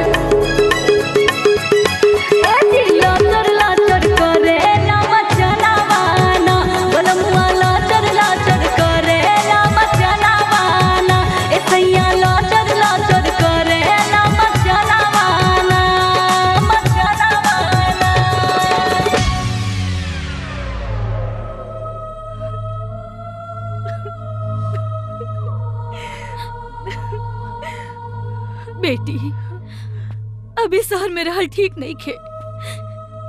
सारा शहर में इज्जत के ओर लाग गइल बा। हे राक्षस सबन हमरा बेटी के हमरा से छीन लेले सन। ओकरा मरला के बाद भी हमनी के चैन से जिया नहीं के दे। चारों तरफ हमरा बेटी के गंदा फिल्म बना के बेच रहल बाड़े सन। मन तो करता कि जहर खा के आत्महत्या कर ली। हम तहरा आगे हाथ जोड़तानी, तो हमरा के मार दा ना तो सांस से दूर ले चला। माही चुप हो जा माही। हमने के कहा जाइसन माही, कहाँ ये तेरे शरीर के परछाई आदमी के पीछा ना छोड़ेला। वही तरह जब औरत के ऊपर एक बार बदनामी के दाग लाग जाला तो वो परछाई बन के पीछा करत रहेला। हमनी के कहा जैसन माई, कहाँ हमार बेटी के बेइज्जत भी कैले सन, ओकर जान भी ले ले सन। आज हमनी के समाज में मुंह दिखावे के काबिल भी ना छोड़ले सन। ये समाजी कानून आज हमनी के मजाक उड़ा रहल बा। बतावा इस शहर में अब कैसे जी, कैसे जी? माई हिम्मत मत हारा माई। दुनिया की अदालत से भी बड़ा भगवान की अदालत होकेला, जेकर फैसला दुनिया की कोनो ताकत नहीं के तोड़ सकत। भगवान के घर में देर बा अंधेर ना, और हमार प्रिया के न्याय जरूर मिली, जरूर मिली। कैसे न्याय मिली? हमरा ऐसन बुझाता कि हर जगह हमार बेटी हमनी से पूछतिया।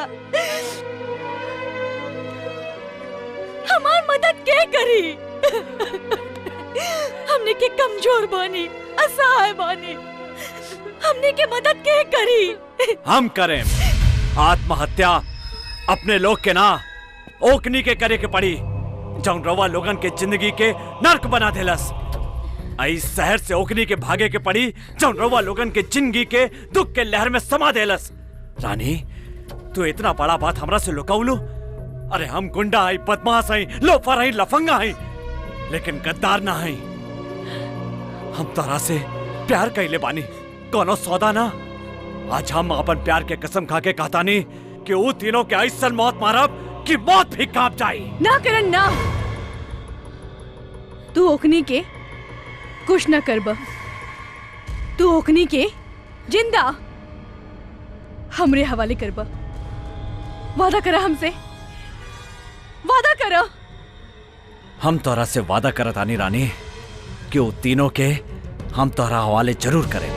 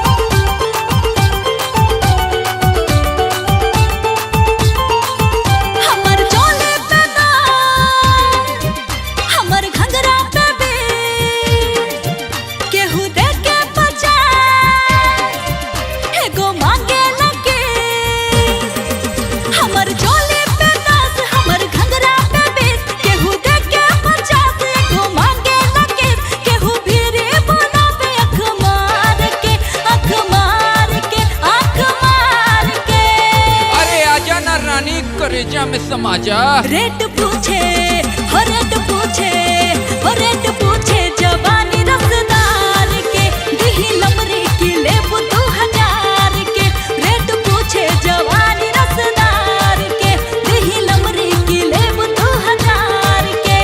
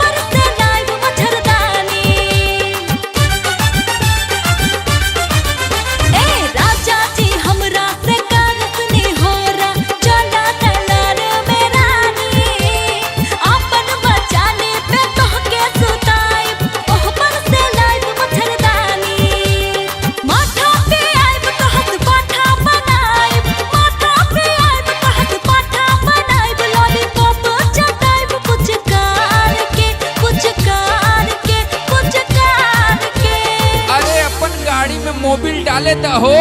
रेट पूछे हो रेट पूछे, रेट पूछे जवानी रफ्तार के, दिही नमरी के लेब 2000 के। रेट पूछे जवानी रफ्तार के, दिही नमरी के लेब 2000 के।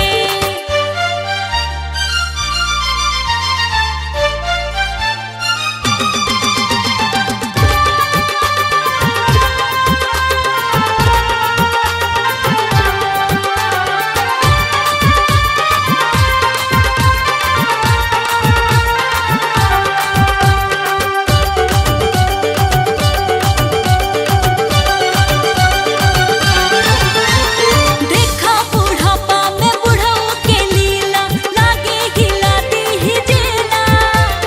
लिहिले जब जब हम अंगड़ाई, करे ना धोती ढीला। देखा बुढ़ापा में बुढ़ऊ के लीला, लागे हिला दीही जेला। लिहिले जब जब हम अंगड़ाई, करे ना धोती ढीला। देखी मुझसे जे हमके दुहरावे पिछाड़ी, मुझसे जे हमके दुहरावे पिछाड़ी। देहो ऐठेला हमके निहार के, निहार के, निहार के। जियो हो समान, तोरा जियले के भूख बा। रेट पूछे हो रेट पूछे, रेट पूछे जवानी रफ्तार के, दिही नमरी के लेब 2000 के। रेट पूछे जवानी रफ्तार के, दिही नमरी के लेब 2000 के। हा आ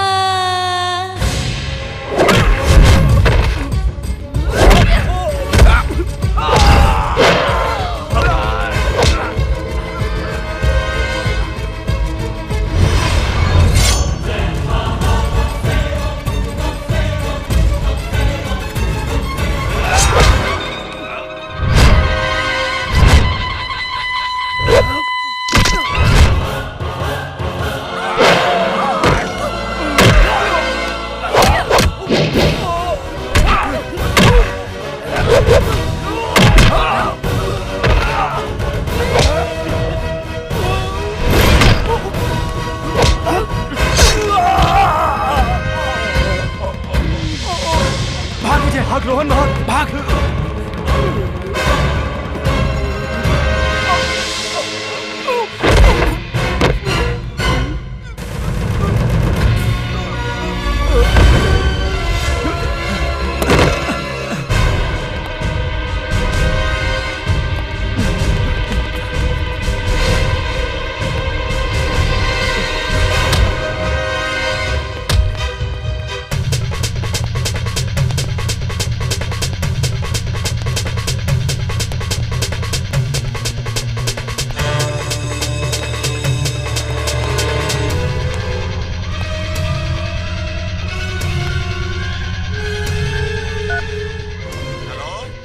बाबूजी, हाँ बेटा, हमनी के रनिया जिंदा ना छोड़ी। का बात करता रहा? हमनी के बचाई बाबूजी। वो ज्यादा कि साले कहीं छुप गए। कब तक छुपाई साला?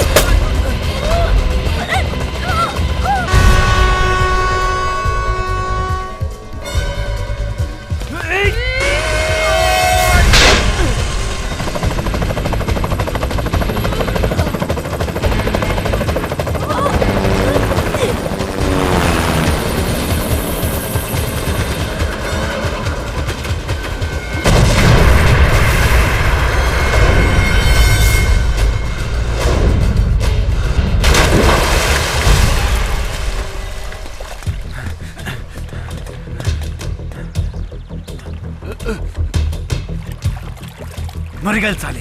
डूब गल साले। चल चल चल।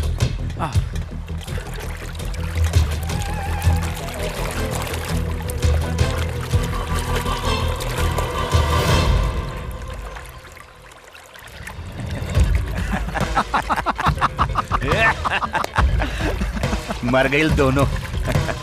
मर गई लसन।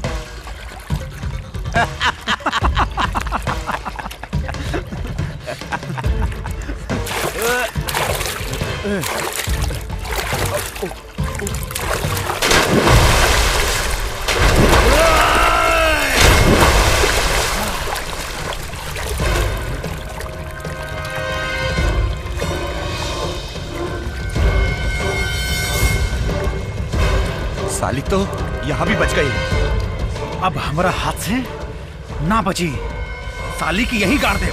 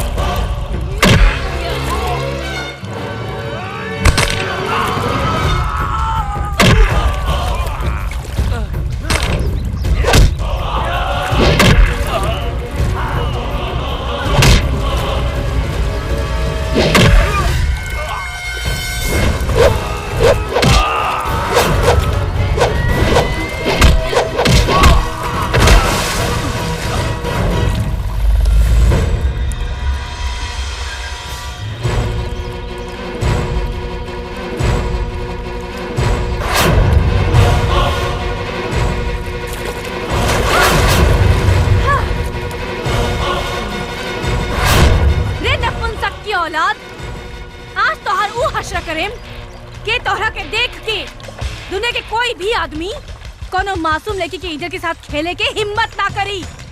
साला!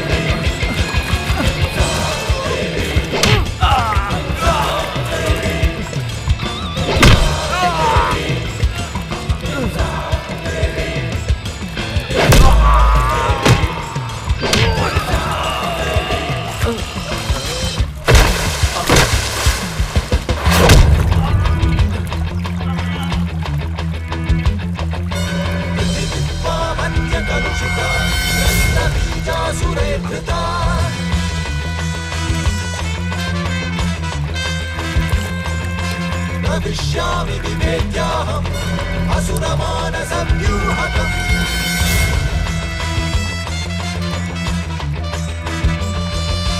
हनामि असुरान् एतान् बुधिरगुल्मान् दुष्कृतान्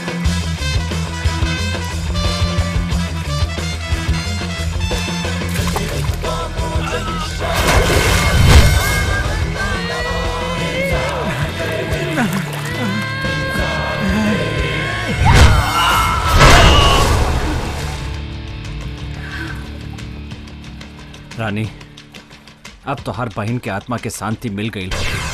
ना करण, हमार बहन की असली कातिल अभिन जिंदा बा, आदित्य।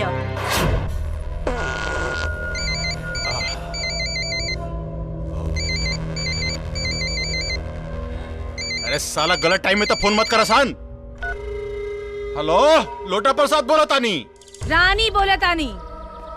का रे, का कहत रहला तू कि हम उ लोटा ना हई जे धोवे के काम आवेला। ए लोटा प्रसाद, लेकिन आज तो तू आपन खुद के बिना धो सकबे रे। ए साली, फोन में धमकी देता रे हैं? ए लोटा, तू तो सचमुच के लुटिया बाड़ा। उठे के कोशिश मत कर, तोहर पिछवाड़े बम राखल बा। ओकर रिमोट तू जे पर बैठल बाड़ा ओही में फिट बा। अगर उठले त छिटा जइबे। रे बचाओ से रे यार, रनिया बम दे ले बिया रे, कोनो बात से रे हमरा के बचाओ। ए लुटिया प्रसाद, चिल्लो मत। अब तो हम तोहरा के जवन समाचार सुनावे वाला बानी वो सुन के तोहर हार्ट फेल हो जाई। तोहर घर के चिराग विजय के हम हमेशा खातिर ऊपर भेज देहनी। का? तू हमारे बेटा के मार देली? रे साली, तू झूठ बोलता रही। हमारे बेटा के अगर कुछ हो गई तो साली तोरा गोली मार देम तोरा के। ए लुटिया प्रसाद, अब तोहरा से कुछ ना होई। एक काम कर, अब जिंदगी भर बैठ के रोवत रह।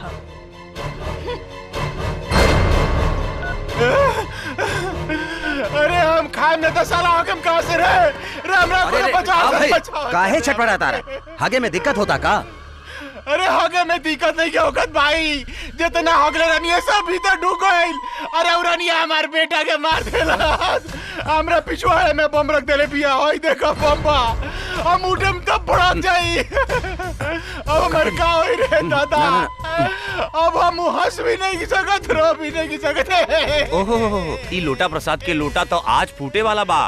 अब हमनी के का करीसन? आइडिया हमरे लगे बा। का? सादा पेपर बा तोहरा लगे बा, लेकिन सादा पेपर से का होई? ई लोटा प्रसाद बच जाई का? हाँ, इला रे तो नहीं का करता सन रे हमरा बचाओ जगह का करता सन? तोहार बेटा मर गइल बा, तू मरे वाला बाड़ा, तोहार संपत्ति बांट लेहल जाओ, बर्बाद हो जाई। लोटा, मरते मरते ई पेपर पर साइन कर दा। तोहरा आत्मा के शांति मिली। रे साला शर्म कर रे, कैसा दोस्त है रे साला तुम लोग? हमार बेटा के मार देलस, हम मरे वाला बानी। हमार हेल्प करे जगह साले हमार धन संपत्ति ना पर लिखो उतरा। बाप रे, तोनी के उठम तो साले उठम। हेलो ए लोटा प्रसाद, हम तोहरा के इतना आसान मौत ना मारे। घबरा मत, तोहार नीचे जवन बम बा ऊ नकली बा।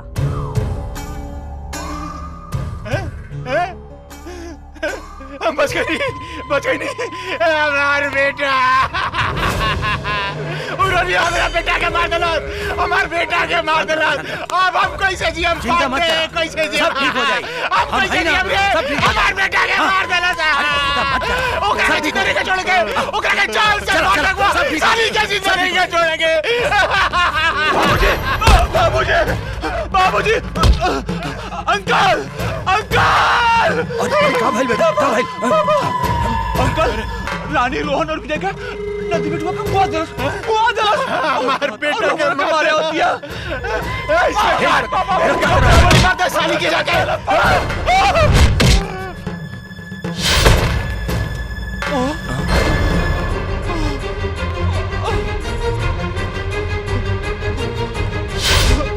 बाबूजी पागल हो गए पिया, पागल हो गए बाबूजी।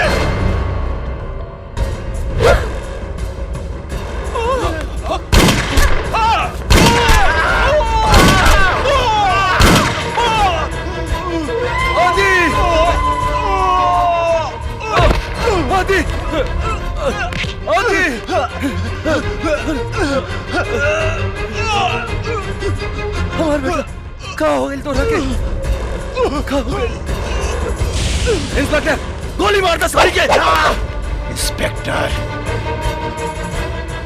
ना ए पकड़ के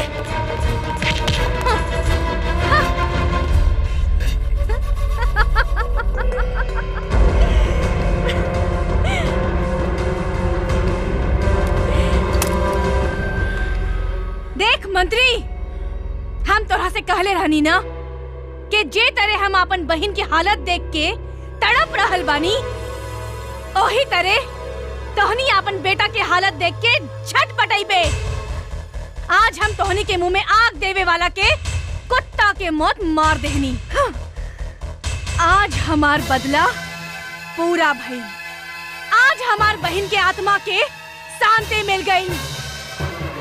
ए शांति के बेटी, तोहरा के इतना आसान मौत ना मार। हमनी के घर के चिराग के छीले बिया, हमार बेटा के मरले बिया। एकरा के आसान मौत नहीं के मारे के, तड़पा तड़पा के मारे के बस साली के। रे साली, जे तर तोर बहन के तड़पैले बानी नु, ओ से भी बदतर मौत तोहरा के देम। तोहरा के जेल में सड़ा सड़ा के मारे। ले चल एकरा के।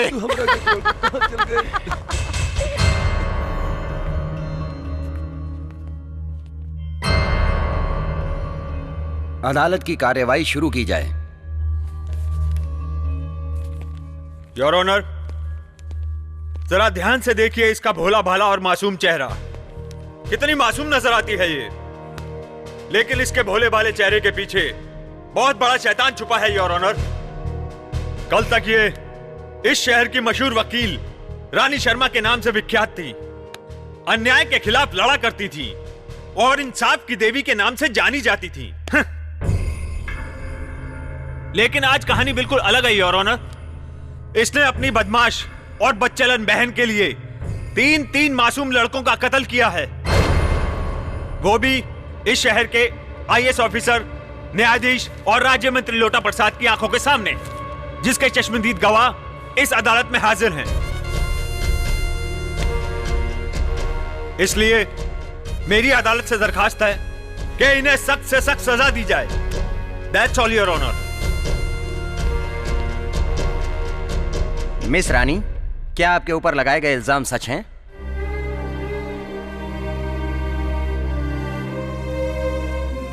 आपको अपने बचाव में कुछ कहना है?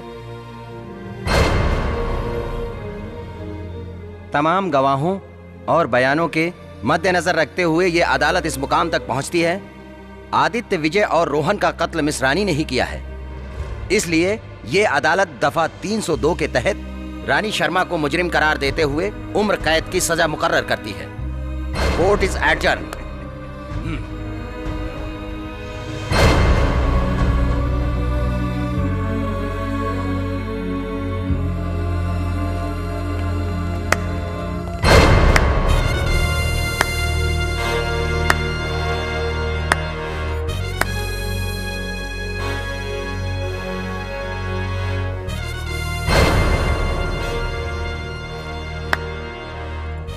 वाह जज साहब वाह, आज राउर फैसला सुन के कानून के भी सर शर्म से झुक गए। न्याय के मंदिर कहे वाला ये अदालत की दीवार से, इंसाफ की देवी कहे वाला ये मूर्ति से आंसू के धारा बह गई। रउआ साबित कर देनी कि कानून सचमुच में अंधा होकेला। ना तो जवान आदमी हमार मासूम बहन के बेरहमी से बलात्कार करके उनके मौत के घाट उतार देलस, रउआ ओकरा के मासूम ना कहती। लेकिन धन और पावर के आगे कानून शर्मसार हो गई।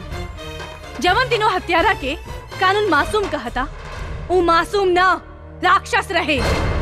लेकिन कानून ओकने की सजा देवे की जगह बाइज्जत बरी कर देलस। कहे कि हमरा लगे ना धन रहे ना पावर। जज साहेब, हमू राक्षस के मरनी हा, जेकरा वजह से शहर के सैकड़न लड़कियन की जिंदगी बर्बाद हो गई। लेकिन वो तीनों हत्यारा से बड़ा हत्यारा हमरे सामने बैठल बा, जो ऐसन कचरा के पैदा कैलस। हम पूछत आनी तू तीनों से, तू और तोहरा जैसन लोग जब अपन औलाद के सही संस्कार नहीं दे सकत तो 2 मिनट के मजा लेवे खातिर अपन औरत के ऊपर चढ़ के वैसन कचरा पैदा करे के तोहनों के अधिकार भी नहीं खे। धन और पैसा के घमंड में एक ने जैसन आदमी की औलाद मासूम लड़कियन के साथ लैपटॉप और मोबाइल के माध्यम से फंसा के आपन प्यार के झूठा नाटक रच के ओकने की जिंदगी बर्बाद कर देवे ले। जज साहिब, और जब जब ये होत रही तब तब इस शहर के हर एको घर में इंसाफ की देवी के जन्म होत रही। रहुआ तो आपन फैसला सुना देनी जज साहिब, लेकिन आज हम आपन फैसला सुनावतानी। काहे ना वो जड़ के खत्म कर दिहल जाओ जेकरा वजह से आदित्य, रोहन और विजय जैसन कुकर्मी धरती पर जन्म लेवेले। और वो जड़ है IS राम सिंह, जस्टिस काली पांडे और मंत्री लोटा प्रसाद, जेकरा हमरा अदालत में दफा 302 और दफा 376 के तहत हमार मासूम बहन के हत्या, बलात्कार आ आदित्य, रोहन आ विजय जैसन गली के कुत्ता के जन्म देवे के जुर्म में मुजरिम करार देते हुए सजाए मौत देता।